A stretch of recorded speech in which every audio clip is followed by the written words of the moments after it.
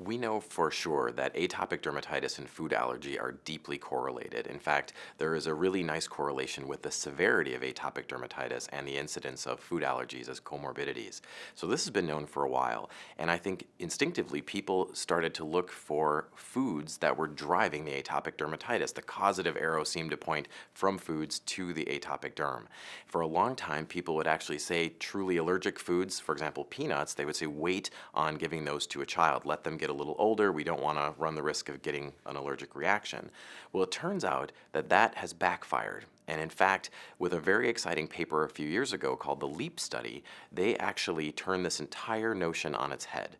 Here they were able to show that kids who avoided peanuts had a much higher risk of actually becoming truly peanut allergic compared to those who had peanut exposure by mouth from a very young age. Those kids seemed to be much more tolerant of peanuts and were better off.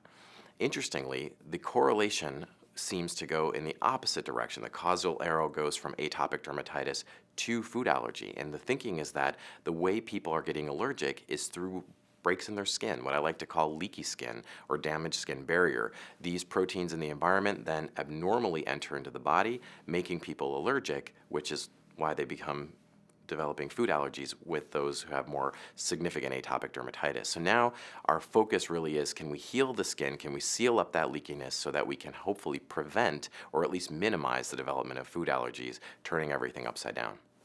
One of the most exciting things that we've come across is the notion that if the skin barrier is healed, then we might have a decreased risk of developing food allergies. But one of the things we know already is that if the skin barrier is protected with moisturizers from an early age, we can actually cut the incidence of atopic dermatitis itself by somewhere on the order of 50%.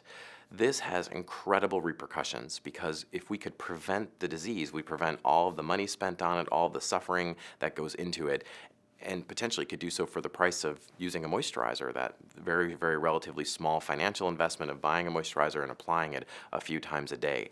What we don't know yet is, will this also truly prevent food allergy development? If foods are making the allergy happen through the skin, this transcutaneous sensitization, if that mechanism is real, especially if it's real for other foods besides peanut, which is really the model we have data on right now, then it makes sense. It should follow that by protecting the skin and healing it, we should prevent other food allergies and potentially environmental allergies as well. But that's the part we don't know yet, so we're waiting to see what research brings. I try to make sure that we're giving good advice that has evidence base behind it whenever we can.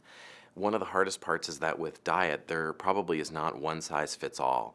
In general, what we find when we look at exclusionary diets is that when you really study it honestly and fully, that they don't seem to make much of a difference for patients that go through with it. That being said, there are many patients who feel that there is a certain food or foods that's contributing to their disease.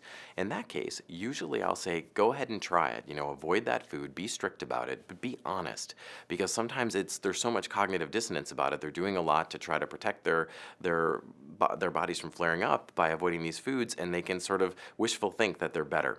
So I think we want to be honest about it and be clear with what we're doing. The danger to avoiding a food completely was published in a recent paper where they actually found patients who did not have an anaphylaxis type allergy or a true allergy to a food. When they avoided it, they had a much greater risk of then becoming truly allergic to that food. So it was on the order of 20% of those patients then had a real food allergy, including urticaria, angioedema, or even anaphylaxis. So it's not entirely benign to cut a food out of your diet completely because our body may lose the ability to be tolerant to it. That being said, I really want to make sure people understand that I'm a proponent for healthy diet, eating good healthy foods, less processed foods. Those are going to help in many ways. They're going to help us be less inflammatory overall. They're going to help us grow healthier and stronger and nourish the skin as it should. So I don't want to take away from that. And of course, this automatically removes people that have true known food allergies. Of course, if a patient is truly allergic to peanuts or eggs or milk, they should never take those because, of course, by definition, they could have a type 1 immediate hypersensitivity reaction.